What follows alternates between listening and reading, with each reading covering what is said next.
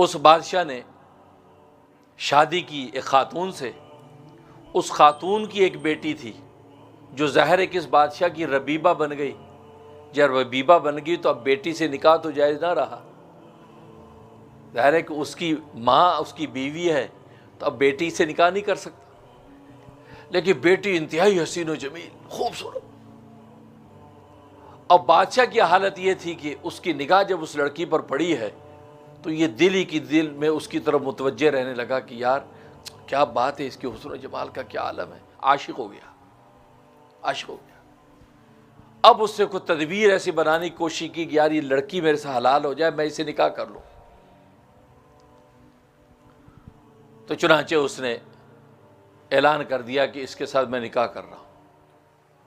حضرت یحییٰ علیہ الصلوۃ والسلام کو پتہ چلا، کہا کہ بادشاہ سلامت، یہ لڑکی آپ کے لیے حلال نہیں ہے، یہ حرام ہے، یہ تو آپ کی بیوی کی بیٹی ربیبہ ہے اور اس کی بیوی کے ساتھ آپ کا ایک تعلق ہے، تو لہٰذا اس تعلق ہو جانے کے بعد اب یہ بیٹی حرام ہے آپ کا۔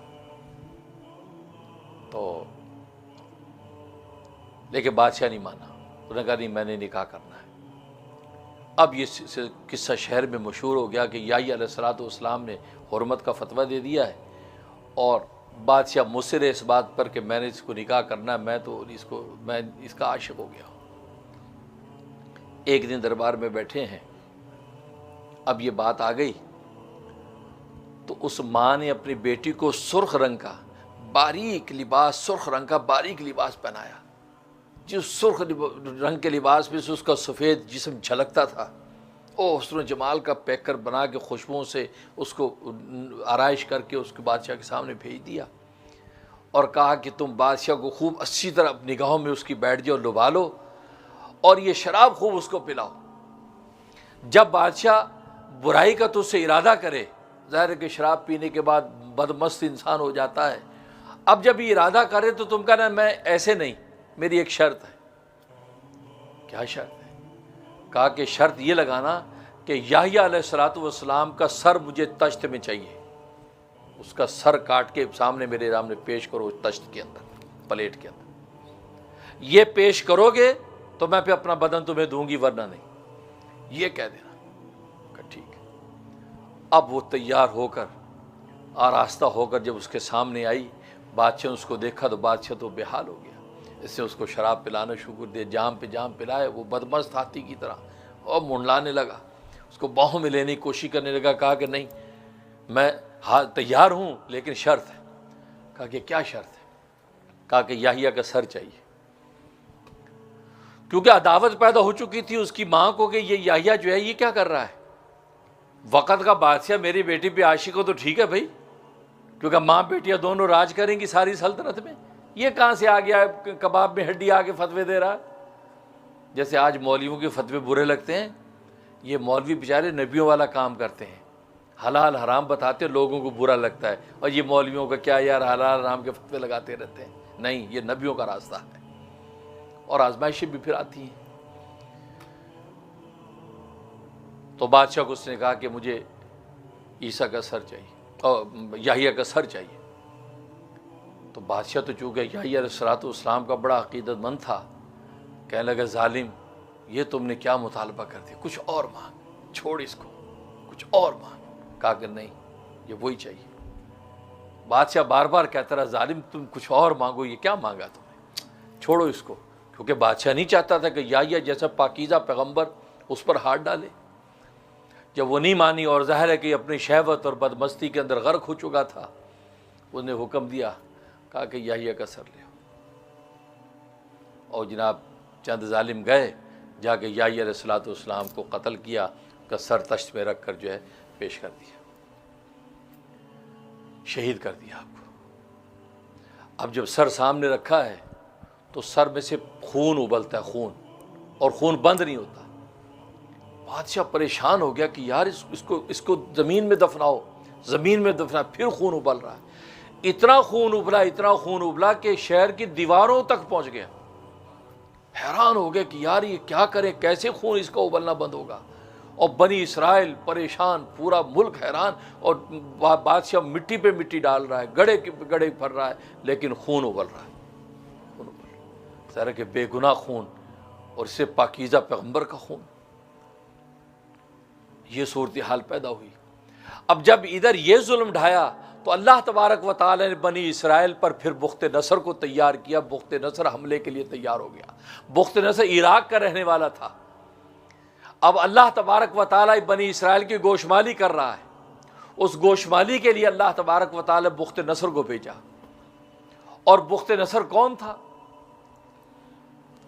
بخت نصر یہ عراق کے بادشاہ کی نسل میں سے ہے،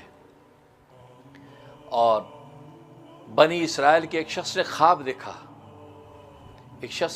دیکھا،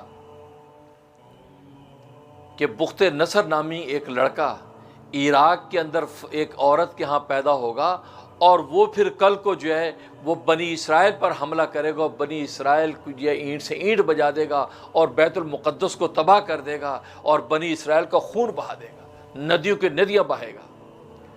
اس آدمی جب یہ خواب دیکھا اور اس سے اس علاقے کا اندازہ کیا کہ فلاں علاقے کی عورت ہے، وہ وہاں سے چلا، وہ تحقیق کرتا کرتا اس مقام پہ پہنچا، عراق کے اس بستی میں جہاں یہ بخت نصر تھا۔ بخت نصر کی ماں کو ملا، ماں سے بات چیت کر کے پہنچ گیا کہ یہی وہ ماں ہے اور اسی کا بیٹا ہے۔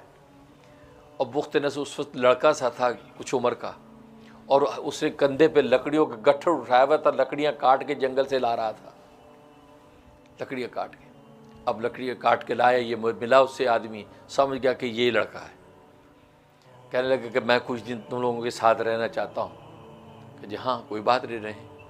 3 دن ان کے ساتھ رہا۔ اب وہ گوشت بھی اس کو کھلائیں، روٹی بھی کھلائیں، شراب بھی پلائیں، چونکہ شراب اس وقت حلال تھی تو شراب بھی پیتے۔ 3 دن رہنے کے بعد اس نے جب اندازہ لگا لیا کہ یہی وہ شخص بخت نصر جو کل کو ایسا زبردست بادشاہ بنے گا، اس نے اس بخت نصر سے کہا کہ تم جو میرے لیے امان لکھ دو کہ جب تم بیت المقدس تباہ کرو گے اور حملہ کر کے آؤ گے، جب تجھے بادشاہت ملے گی تو اس وقت میں تجھے امان جو تجھ سے حاصل کروں، یہ میرے لیے ایک امان کا پرچہ لکھ دو۔ تو اس نے کہا مجھے غریب کے ساتھ تم میں مذاق کر رہے ہو، کیا بات کر رہے ہو؟ کہا کہ نہیں مجھے پتہ ہے۔ کہ چھوڑو یار، میں کہاں بادشاہت، کہاں بیت المقدس، یہ کیا بات کر رہے ہو؟ کہا کہ اگر آپ لکھ دیں گے آپ کا کوئی نقصان ہے؟ کل کو آپ بن گئے بادشاہ تو امان دے دینا، نہیں بنے تو نقصان کیا ہے؟ انہوں نے کہا یہ بات بھی سے نقصان تو کچھ نہیں۔ انہوں نے کہا لاؤ پرچہ لیا، اس کے اوپر امان لکھ دی اس کے لیے۔ اور شخص نے کہا کہ اگر میں اس مجمع کے اندر آیا جہاں پر آپ ہیں اور آپ کے دائیں بائیں آپ کے جو ہے درباریوں نے آپ تک پہنچنے نہ دیا تو میں پھر آپ تک کیسے پہنچوں گا؟ کہا کہ تم ایک لکڑی کے اوپر یہ کاغذ باندھ کے لکڑی کو اونچا کرنا تو میں سمجھ جاؤں گا اور میں تجھے اشارہ کر کے آگے بلا لوں گا اور تجھے امان دے دوں گا۔ ٹھیک ہے۔ اب یہ وہ شخص واپس لوٹ آیا، بات آئی گئی ہو گئی۔ پھر وہ وقت آیا کہ بخت نصر بادشاہ بنا، اور اللہ تبارک و تعالیٰ کی ترتیب جو سورت بنی اسرائیل میں جو 2 حملوں کا ذکر کیا کہ بنی اسرائیل پر ہمیں 2 حملے کرائے، تو اس میں دوسرا حملہ بخت نصر کا، تو بخت نصر نے حملہ کیا۔ بخت نصر نے وہاں حملہ جب کیا ہے، اب وہ پورے شہر کا محاصرہ ہوا ہے، شہر کے باہر بیٹھا ہے اور حملہ کرتا ناکام ہو جاتا ہے، پہنچ نہیں پا رہا، اور پوری دیواروں فصیل بند ہے، بڑا پریشان۔ آخر تھک ہار کے اسے سوچا کہ بھئی لگتا کامیابی نہیں، واپس چلتے ہیں۔ اب یہ اپنی بوری بستر باندھ کے واپس چلنے لگا تو اس بنی اسرائیل میں سے ایک عورت باہر نکلی۔ اس عورت نے کہا کہاں چلے؟ کہا کہ بس واپس جا رہا ہوں۔ کیوں؟ شہر فتح نہیں کرنا؟ یہاں تو ظلم ڈھایا جا رہا ہے، تم نے یہ فتح نہیں کرنا؟ کہا کہ ہاں کرنا ہے، لیکن فتح کی صورت ہی نہیں بن رہی۔ اس نے کہا میں تمہیں ایک طریقہ بتاتی ہوں، اگر تم نے فتح کرنا ہے تو۔ اس نے کہا اچھا، لیکن شرط یہ ہے کہ جب تو فتح کر لے گا اس شہر کو تو پھر میں جس کو کہوں گی اس کو قتل کرنا، اور جب کہوں گی قتل نہ کر تو نہ کرنا، تو میری بات پہ چلنا پھر تم۔ ان کا ٹھیک ہے۔ کہا کہ تم اپنے لشکر کے 4 حصے بنا دو، شہر کے 4 کونوں کی طرف کھڑے کر دو، یعنی دیوار ہے، دیوار کے باہر کے کونے 4، اس طرح لشکر یوں کھڑے کر دو، اور تو درمیان میں آ کے تم باہر دروازے کے پاس یہ دعا کرنا، یا اللہ یحییٰ علیہ